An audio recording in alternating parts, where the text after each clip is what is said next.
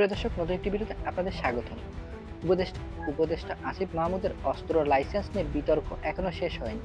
গণমাধ্যম ও সামাজিক এবং যোগাযোগ মাধ্যমে এ নিয়ে আলোচনা চলছে এবং আলোচনার ঝড় চলছেই বলা যায়।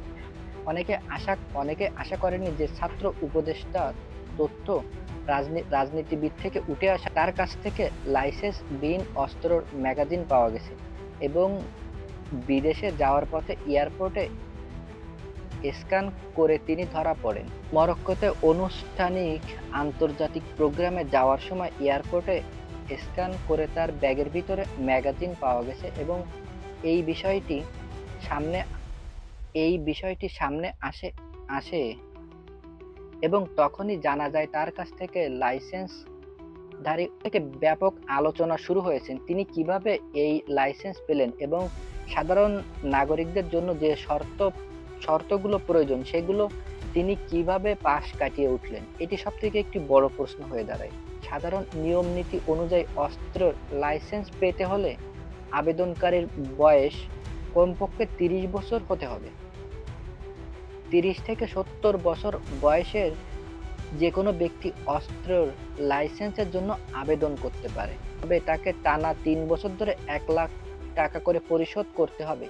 এসব শর্ত পূরণ করতে পারলে সাবেক ডেপুটি কমিশনার, ডিসি বা স্বরাষ্ট্র মন্ত্রণালয় থেকে লাইসেন্স প্রদান করা হবে।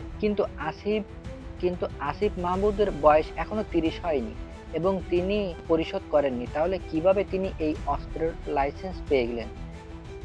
তার বক্তব্য অনুযায়ী নিরাপত্তার স্বার্থে তিনি এই পিস্তলটি রেখেছিলেন, কিন্তু তিনি বলছেন পিস্তল কেন, এমনকি এমন কোনো ক্ষেপণাস্ত্র থাকলেও এ দেশের কেউ নিরাপদ নয়।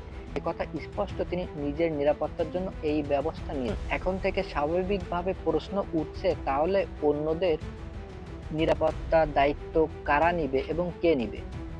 একজন উপদেষ্টা, তিনি মন্ত্রী পর্যায়ে 24 ঘন্টা যার নিরাপত্তা নিশ্চিত করা থাকে, হয়তো রাষ্ট্রপতি, তিনি যদি এই নিজেই নিরাপত্তাহীনতায় ভোগেন, তাহলে জনসাধারণের কি হবে?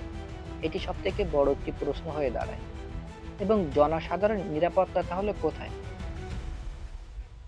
সবচেয়ে গুরুত্বপূর্ণ প্রশ্ন হলো, তিনি কি লঙ্ঘন করছেন? এখন বলা হচ্ছে যে তার ক্ষেত্রে কোনো বিশেষ সুবিধা প্রয়োগ করা হয়নি, আবার বিশেষ অগ্রগতি দেওয়া হয়নি। অস্ত্র লাইসেন্স দেওয়া ক্ষেত্রে স্পিকার, উকিল এবং মন্ত্রী পরিষদের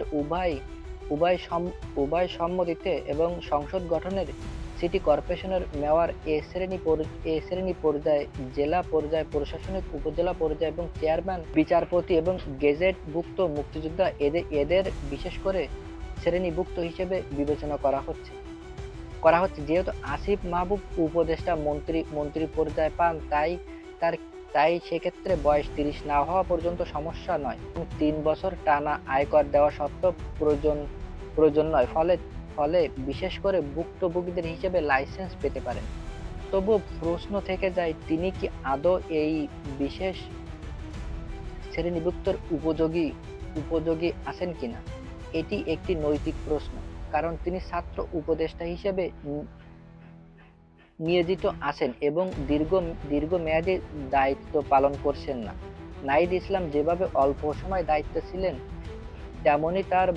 তেমনি তার অবস্থা। এমন অল্প সময় মেয়াদ থাকা পরেও বিশেষ করে শ্রেণী সুবিধা নেওয়া অস্ত্রের লাইসেন্স কতটা যুক্তিপূর্ণ, এই বিষয়ে প্রশ্নর সহজ কোনো উত্তর নেই। তার পিতাকে নিয়ে আগের থেকে বিতর্ক হয়েছিল। কুমিল্লা ঠিকাদারি লাইসেন্স নিয়ে তিনি রাজনৈতিক করতেন। যদিও তিনি একজন রাজনৈতিক উপদেষ্টা, তিনি মুরাদনগর থেকে প্রার্থী হতে চাচ্ছিলেন।